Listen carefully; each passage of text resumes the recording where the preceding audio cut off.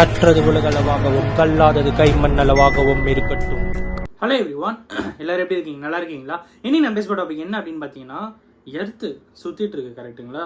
If in case earth சுற்றுறதை நிறுத்திட்டா என்னென்னலாம் ஆகும் அப்படிங்கிறத இந்த வீடியோ நம்ம வந்து பார்க்க போகிறோம். எர்த் சுற்றுறதை நிறுத்தின அடுத்த 0 செகண்ட் மட்டும்தான் எல்லாமே ஓகேவாக இருக்கும். அடுத்து என்ன ஆகும்னா, அடுத்த ஃபஸ்ட்டு செகண்ட் எல்லா கிளாஸஸும் உடஞ்சி போயிடும் அப்படிங்கிறாங்க.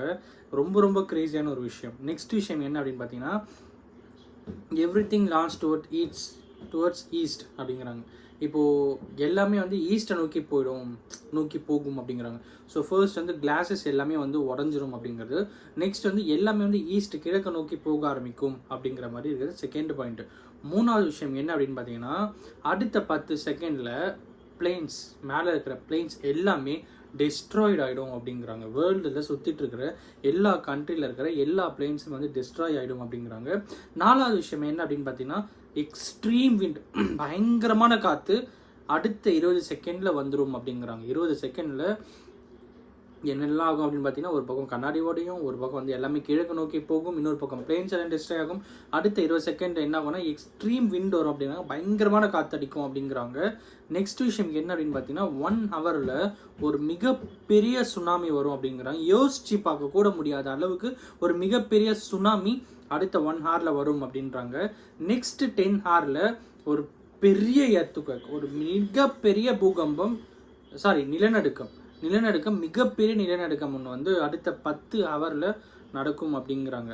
நெக்ஸ்ட் விஷயம் என்ன அப்படின்னு பார்த்தீங்கன்னா, கிட்டத்தட்ட ரொம்ப ரொம்ப கிரேசியான ஒரு விஷயம் என்னன்னா, ஒரு நாள் போகிறதுக்கு 24 ஹவர்ஸ் இல்லை, 365 நாள் ஆகும் அப்படிங்கிறாங்க.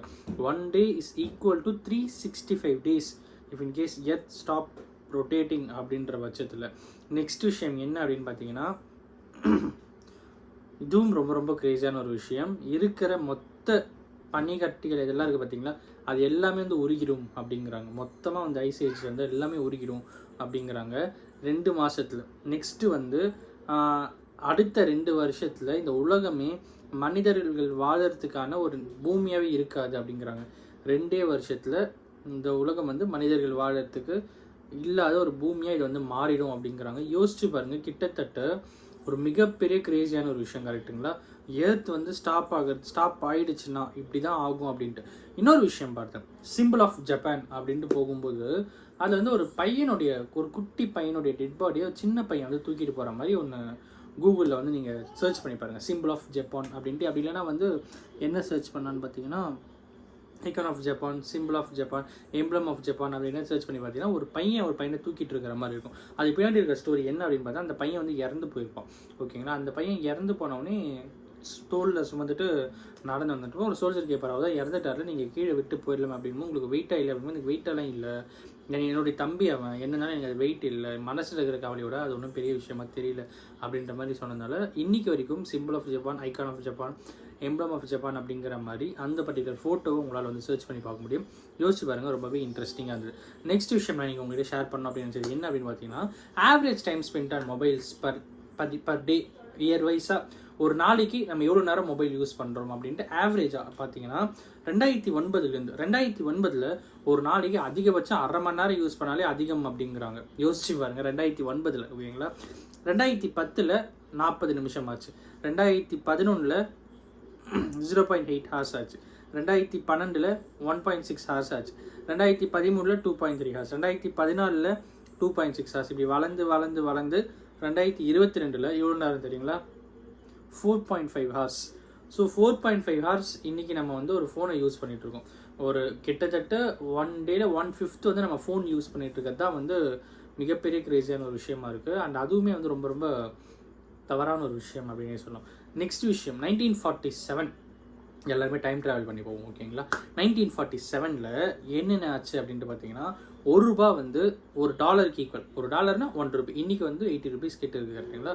ஸோ அப்போது $1 ஈக்குவல் டு $1, ஓகேங்களா? Next lowest government salary $55, highest government salary $2000. $55 ஒருத்தர் கவர்மெண்ட் சேலரிலாம் அன்றைக்கி போயிருக்காங்க. $2000 வரைக்கும் அதிகபட்ச கவர்மெண்ட் சேலரி இருந்திருக்கு. சீப்பஸ்ட் கார் அன்றைக்கி ரேட் எவ்வளோ அப்படின்னு பார்த்தீங்கன்னா $2500. ஒரு காரோட ப்ரைஸ் $2500. காஸ்ட் ஆஃப் சைக்கிள், ஒரு சைக்கிளோட காஸ்ட் வந்து எவ்வளோ இருக்கும் அப்படின்னு பார்த்தீங்கன்னா $25. ஒரு கீ நெய் இருக்குல்ல, நெய் ஒரு கிலோ நெய் வந்து 5 ரூபா ஓகேங்களா. அன்றைக்கி டைமில் 1 ஏக்கர் லேண்டு சவுத் டெல்லியில் ஓகேங்களா. யோசிச்சு பாருங்கள், சவுத் டெல்லியில் 1 ஏக்கர் லேண்டோட ப்ரைஸு 17,000 ரூபாய். ஸோ இன்றைக்கி வந்து நினச்சோன்னா மாதம் ஏக்கர் கணக்கில் டெல்லியில் லேண்ட் வாங்கி போடலாம்.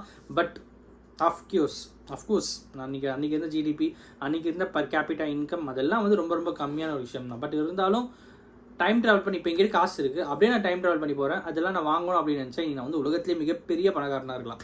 ஸோ நெக்ஸ்ட்டு 2 BHK ஒரு ரெண்டல் ஹவுஸு பாம்பேயில் ரெண்ட் எவ்வளோ அப்படின்னு பார்த்தா 40 ரூபாலேருந்து 50 ரூபா. 10 கிராம் கோல்டோட ப்ரைஸு 88 ரூபா. சம்மரில் 1947க்கு அப்படியே இப்போ நம்மக்கிட்ட ஒரு வெல்த் இருக்கும் கரெக்டுங்களா. ஸோ அப்படியே டைம் ட்ராவல் பண்ணி 1947 போயிட்டு இதெல்லாம் நான் வாங்கிட்டு வர மாட்டேன், அப்படியே வாங்கி கரண்ட் இயருக்கு வந்தால் நம்ம தான் செம்ம ரிச்சஸ்ட்டு பர்சன். அப்போ 10 கிராம் 88 ரூபா. ஒரு 8,000 ரூபாய்க்கு அப்படின்னு வச்சிங்கன்னா கூட ஒரு 10,000 ரூபாய்க்கு, ஒரு 9,000 ரூபாய்க்கு அப்படின்னு வச்சிங்கன்னா கூட 10 கிராம் அப்படிங்கிறது 100 கிராம் 1000. 1 கிலோ வந்து 9,000 ரூபா. 1 கிலோ தங்கம் ஓகேங்களா. ஒரு 9,000 ரூபா அப்படின்றது ஒரு 1 லட்ச ரூபாய்க்குன்னு போனால் 10 கிலோ தங்கம் நமக்கு இன்னிக்கிட்ட இருக்கும், வேறு லெவலில். பட் அஃப்கோர்ஸ் அதெல்லாம் நடக்காத ஒரு விஷயம். பட் இருந்தாலும் இதெல்லாம் யோசிப்பாங்க, ரொம்ப ரொம்ப கிரேஸியாக இருந்தது. அதனால நான் இது உங்ககிட்ட இதை பற்றி நான் பேசணும் அப்படின்னு நினச்சேன். இந்த வீடியோ நான் ஒருத்தர் நாலேஜ் ஷேரிங்காக இருக்குன்னு சொல்லி நான் நம்புகிறேன். தேங்க்ஸ்.